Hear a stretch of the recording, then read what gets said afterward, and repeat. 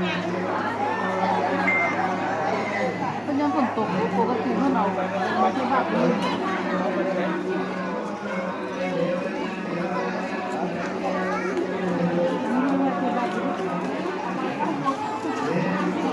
เด็กๆเต็มเลย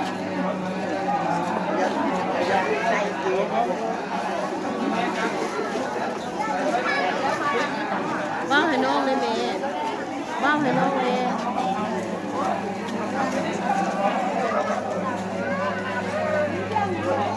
ไม่เจ็บไหมยังไม่เข้ามา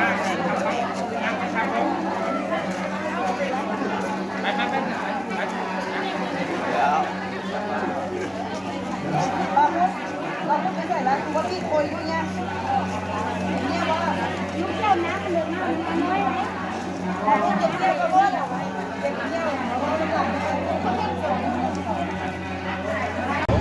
ใช่วัดรถสภาพวัดเราจะมาเย็น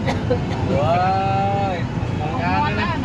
ช่วงนี้หงบุญหินโอเคขอจีจ้างมาย่ำหินให้เขาให้บ้านน้องมาเขาเรียกว่าติดก็เขาต่อมาต่อเสาจะมาทอดมา ขาของอนเมื่อกี้นี่ตั้งมือสอง